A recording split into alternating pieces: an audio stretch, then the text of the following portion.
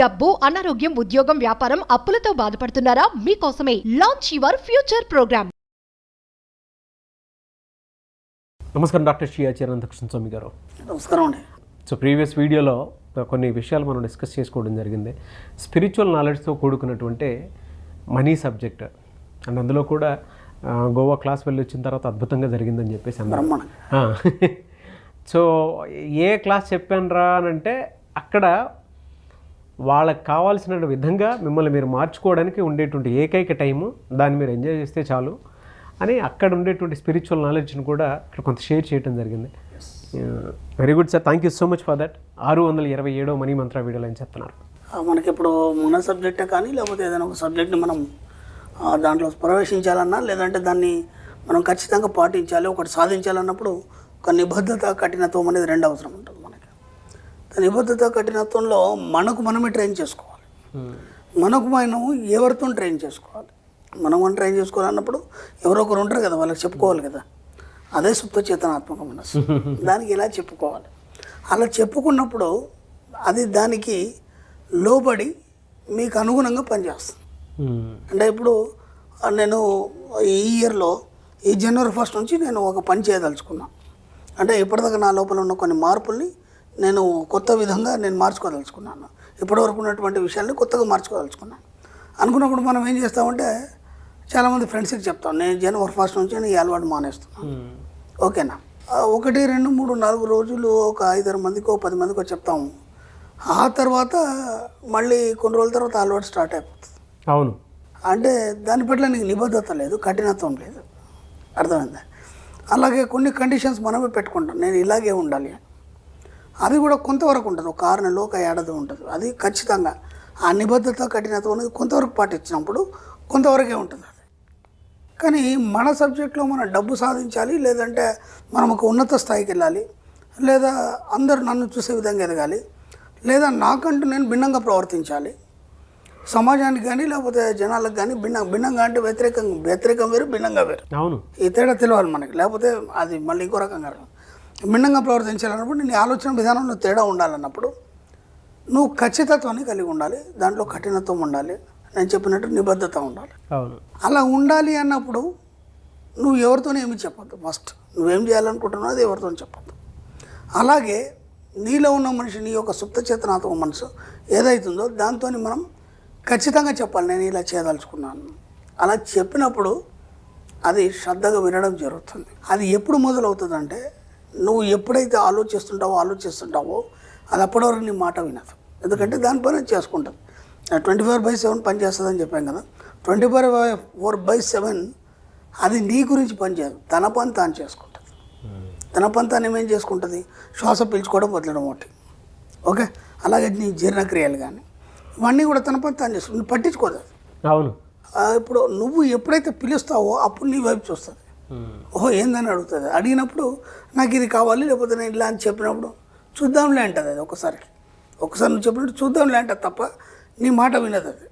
మళ్ళీ ఇంకోసారి పిలిచావు, మళ్ళీ ఆజ్ఞించావు, మళ్ళీ 3వసారి పిలిచావు, ఆజ్ఞించావు. పదే ఎప్పుడైతే చెప్తావో అప్పుడు అది వింటుంది.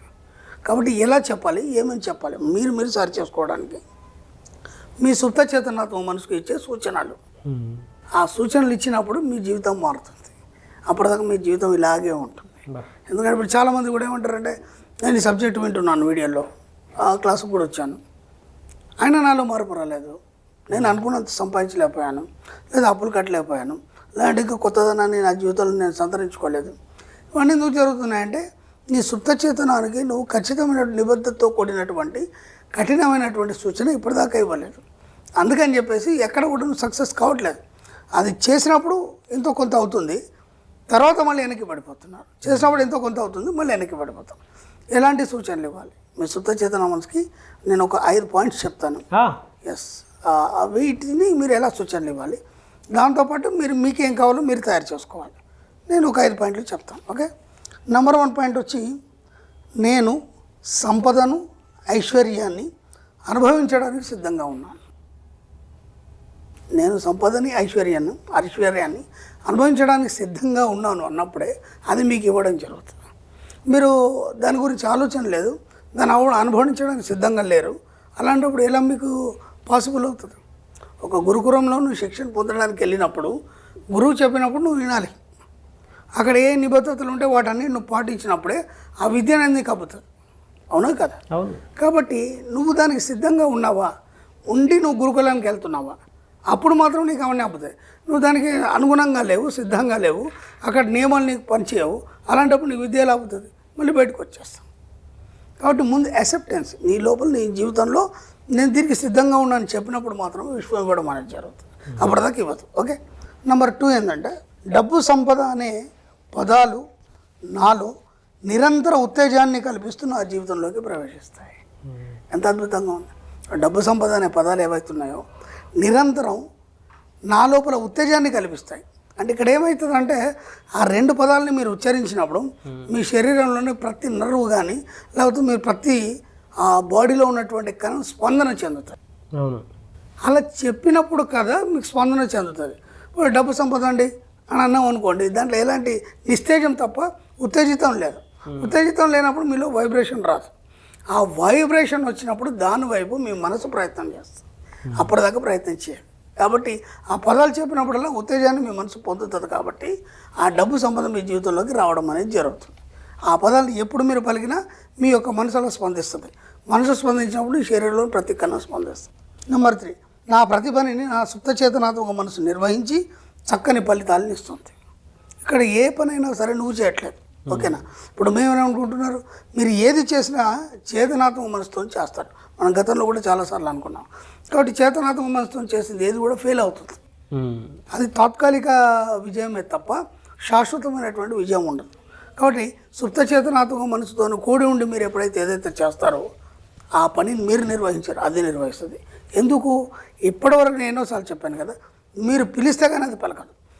పదే మీరు చెప్పి నాకు ఇది కావాలని చెప్పినప్పుడు బాధ్యత తను తీసుకొని దాన్ని ఎలా డిజైన్ చేయాలని చేస్తుంది. కాబట్టి సుప్త చేతనాత్మక మనసు ఏదైతుందో మిమ్మల్ని సరైన దారిలో ఉన్నతమైన జీవితాన్ని కల్పించడానికి సిద్ధంగా ఉంటుంది. కాబట్టి మీ యొక్క కాషన్స్ అన్ని దానికి ఇవ్వండి. ఓకే. అలాగే నా అనుమతి లేకుండా నా నిద్రలో కానీ లేదా సుషుప్త అవస్థలో కానీ నా జీవితంలోనికి ఏది ప్రవేశించదు. అది ఎంత ఎక్సలెంట్ వర్డ్ అంటే మనం ఇంతకుముందు కూడా మనకు విన్సెంట్ ఫీల్ చెప్పినటువంటి ఒక చిన్న వర్డ్ చెప్పుకున్నాం. ఏది దానికి కలత చెందాం, ఏది నీ దగ్గరికి రానియకు, అన్నీ మాయమైపోతాయి. విన్సెంట్ ఫీల్ అని చెప్పుకున్నాం మనం. అవును. ఇది కూడా అదే. అంటే నువ్వేం చేస్తున్నావు అంటే నువ్వు అనుమతిస్తేనే, స్టార్టింగ్లో చెప్పుకున్నాం ఒక వర్డ్, నువ్వు అనుమతిస్తే కానీ నీ జీవితంలోకి ఏది రాదు. యాక్సెప్టెన్స్. కాబట్టి ఇక్కడ ఏం చెప్తున్నావు అంటే నిద్రలో అయినా పర్లేదు, లేదా సుషుప్త అవస్థలో అంటే నిద్ర కాంది నిద్ర అయింది అంటే మగత నిద్రలో ఉంటాం కదా మనం, ఆ సుషుప్త అవస్థలో అయినా సరే నువ్వు ఎలాంటి స్థితిలో ఉన్నా సరే నీ అనుమతి లేకుండా నీ జీవితంలోకి ఎవరు రారు, ఏ విషయాలు ప్రవేశించవు. అంటే ఇక్కడ నువ్వు నెగిటివ్ని ఆపాదించుకున్నావా అది నీ అనుమతితోనే ఆపాదించబడుతుంది. పాజిటివ్ని ఆపాదించుకున్నావా అది నీ అనుమతితోనే ఆపాదించబడుతుంది. ఇక్కడ మన సబ్జెక్ట్లో ఏం చేస్తాం, నెగిటివ్ని అనుమతించట్లేదు మన సబ్జెక్ట్లో, ఓన్లీ పాజిటివ్ని అనుమతిస్తున్నావు. కాబట్టి నీ జీవితం అంతా పాజిటివ్గా మారిపోతుంది. కాబట్టి ఇక్కడ నువ్వు ఏది అనుమతిస్తే దానిలాగానే జీవితం తయారవుతుంది. అది ఎలా? నువ్వు మామూలు స్థితిలో ఉన్నా సరే, నిద్రావస్థలో ఉన్నా సరే, సుషుప్త అవస్థలో ఉన్నా సరే నీ అనుమతి లేకుండా నీ జీవితంలోకి ఏది రాదు. ఒక వ్యక్తి కావచ్చు, ఒక భావం కావచ్చు, ఒక ప్రేమ కావచ్చు, ఒక ఈర్ష్యాస కావచ్చు, లేదంటే డబ్బు కావచ్చు, లేదా సంపద కావచ్చు, ఒక వ్యక్తి నీ జీవితంలోకి రావడానికైనా నువ్వు అనుమతిస్తేనే వస్తుంది. అది ఇక్కడ చెప్పబడుతుంది. ఇది లాస్ట్ వన్ వచ్చి, నేను నిరంతరం డబ్బు సంపద పట్ల ఎరుక కలిగి ఉంటాను. ఈ 5 ఏవైతే మనకి వర్డ్స్ ఉన్నాయో ఇవి మీరు అనుమతిస్తే కానీ మీ జీవితంలోకి రావు. అన్నప్పుడు మీరు ఏం చేయాలంటే వీటన్నిటికీ మీరు నిబద్ధత, కఠినత్వాన్ని కలిగి మీ జీవితంలోకి ఆహ్వానం చేసుకుంటున్నారు. అలాంటప్పుడు రోజు ఉదయం లేవగానే స్నానం చేసి చక్కగా రెడీ అయ్యి అద్దం ముందు నిల్చొని చెప్పండి ఇవన్నీ. ఈ 5 వర్డ్స్ ఏవైతున్నాయో అద్దం ముందు నిల్చొని చెప్పండి. ఒక్క నెల రోజుల తర్వాత చూడండి మీ జీవితం ఎంత ఉన్నతంగా చక్కగా మారిపోతుందంటే అసలు ఎవరు ఊహించారు. అంటే నేను ఏమంటున్నా అంటే మీకు మీరే నిబద్ధత, కఠినత్వం కలిగి మీ జీవితాన్ని మార్చుకోవడానికి సిద్ధంగా ఉండి ఒక ఉన్నతి వైపు, డబ్బు సంపద ఐశ్వర్యం వైపు మీరు ప్రయాణించాలనుకున్నప్పుడు మాత్రం ఈ వర్డ్స్ చెప్పండి. దీనికి తోడు ఇంకా మీకు ఏమేం కావాలి, మీరు ఎలా ఉండదలుచుకున్నారు, అంటే మీ యొక్క యాటిట్యూడ్ ఎలా ఉండాలి, మీరు ఎలా ప్రవర్తించదలుచుకున్నారు, వాటన్నిటికీ మీకు మీరే ట్రైన్ చేసుకోవడానికి చక్కని వర్డ్స్ ఇవి. ఇదాన్ని ఏమంటామంటే మనం సుప్త చేతనానికి ఇచ్చే సూచనలు. బా మీ సుప్త చేతనానికి సూచనలు అంత మట్టుకు మీ జీవితం ఎప్పుడు గందరగోళంగానే ఉంటుంది, అయోమయంగానే ఉంటుంది. కాబట్టి వీలైనంత మట్టుకి ఈ వర్డ్స్ కాకుండా ఇంకా మీకేమేమి అవసరం, ఇంకెలా మారదలుచుకున్నారు, ఆ మారణ జీవితాన్ని మీరు ఎలా చూడదలుచుకున్నారు, ఆ ఎండ్ ఏదైతుందో దాన్ని మీరు చూడాలి. దాన్ని చూసి చెప్తున్నప్పుడు ఏమవుతాయంటే మీరు ఏదైతే చివరి ఊహిస్తారో ఆ విధంగా మీ జీవితం మారడం జరుగుతుంది. కాబట్టి వీలైనంత మట్టుకు మీ సుప్త చేతనానికి సూచనలు ఇచ్చే ప్రయత్నం చేయండి. అప్పటి వరకు మీ జీవితం మారదు, అప్పటికి గందరగోళంగానే ఉంటుంది, అయోమయంగానే ఉంటుంది. డెఫినెట్గా సార్. అంటే చాలా అంశాలు మీరు చెప్పడం జరిగింది. సబ్ కాన్షియస్ మైండ్కి ఎలాంటి సూచనలు ఇవ్వాలో అనేటువంటి దానికి ఈ వీడియో మాత్రం ఒక 10 సార్లు చూసినా కూడా ప్రాక్టీస్ ఇక్కడే అర్థమైపోద్ది. అంటే మనీ మంత్ర సబ్జెక్ట్లో ఎంత అద్భుతం జరుగుతుంది అని చెప్పడానికి ఒక 21 డేస్ దీన్ని కంటిన్యూ చూసుకొని అఫర్మేషన్స్ రాసుకుంటూ వెళ్ళిపోతూ ఉంటే జీవితం దానికైతే అర్థమైపోతూ ఉంటుంది. బట్ క్లాసికో ఎఫెక్ట్ జరుగుతుంది మైండ్లో మాత్రం. నాకు ఎక్కడ వచ్చిందంటే 5 సార్లు క్లాస్కి వచ్చారు, పాపం అన్నీ పాటిస్తున్నారు, కానీ వాళ్ళు ఎక్కడో అక్కడ మిస్టేక్ అయ్యి వాళ్ళు అనుకున్నది సాధించలేకపోతున్నారు. ఎందుకు సాధించలేకపోతున్నారు అంటే నిబద్ధత కఠినత్వం మీ సుప్త చేతనానికి మీరు ఈ సూచనలు ఇవ్వట్లేదు. కాబట్టి అంటే మనం ఏం చేస్తామంటే నేను ఇంతకుముందు కూడా ఏం చెప్పానంటే మీకు ఇప్పుడు డబ్బు అవసరం ఉంది, అర్జెంట్, ఒక 20,000 1,00,000 అవసరం ఉంది, దాన్ని మట్టికి ఆలోచిస్తారు. అంటే నాకు అర్జెంట్ 1,00,000 కట్టాలి, ఈ ఫస్ట్ లోపల నేను దాన్ని పే చేయాలి, నాకు పీకల మీద ఉంది, ఆ హడావుడి దాన్ని మాత్రమే ఆలోచిస్తారు. నేను దాని గురించి ఆలోచన, అది తాత్కాలికం మాత్రమే కదా. నీ జీవితం మారాలి, నీ జీవితం ఉన్నంత వరకు ఏనాడు డబ్బు గురించి ఎవరి దగ్గర చేయి చాచాల్సిన అవసరం మనకు లేదు. నేను అనంతమనే సూక్తుల్లో కూడా రాశాను, ఎవరి దగ్గర మనం చేయి చాచడానికి మనం జన్మ తీసుకోలేదు ఇక్కడ అని చెప్పేసి. అలా శాశ్వతమైనటువంటి ఉన్నత స్థితి, సంపూర్ణ స్థితి పొందాలనుకున్నప్పుడు నీ లోపల నిబద్ధత కఠినత్వంతో పాటు నీ సుప్త చిత్తానికి సూచనలు ఇచ్చినప్పుడు మాత్రమే అది జరుగుతుంది అనేది నా పరిశోధనలో తెలియదు. ఎందుకంటే నేను అలా నిబద్ధత కఠినత్వంతో ఉన్నాను కాబట్టి ఈ సబ్జెక్ట్ ఇంత ఇవ్వగలుగుతున్నాను. కాబట్టి ఇది అందరికీ చెప్పేస్తే వాళ్ళు కూడా దాన్ని సూచనలు పాటించేసి వాళ్ళకు కావాల్సిన సూచనలు ఇచ్చుకొని బాగుపడతారని ఒక ఆలోచన వచ్చి సబ్జెక్ట్ డైరెక్టివ్లో ఇద్దాం అనుకొని ఇచ్చాను. Fantastic sir. Anyway sir, thank you so much doctor Shri Ananthakrishna Swamy garu. Thank you అండి. సో చాలామంది పర్సనల్గా క్లాసెస్కి రావాలని ఎదురు చూస్తూ ఉంటుంటారు సార్. వాళ్ళ కోసం క్లాసెస్ ఎక్కడ నిర్వహించబోతున్నారు, ఈ మధ్యకాలంలో ఏ క్లాసెస్ ఉండబోతూ ఉన్నాయి? మనకి ఇప్పుడు ఈ 2024 అమ్మ 16th జూన్ 16 జూన్ మనకి హైదరాబాద్లో ఉంటుంది. అలాగే 23 జూన్ మనకి విశాఖపట్నంలో ఉంటుందమ్మా. అలాగే 30 జూన్ వచ్చి తిరుపతిలో ఉంటుంది. 7 జూలై వచ్చి రాజమండ్రిలో ఉంటుంది. అలాగే 21 జూలై వచ్చి బెంగళూరులో ఉంటుంది. అన్ని ఏరియాలు కవర్ చేసేసారు సార్ ఈసారి. ఖచ్చితంగా వీలైనంత తొందరగా ఎన్రోల్. తప్పకుండా సార్, తప్పకుండా. Thank you sir, thank you so much. Thank you అమ్మా.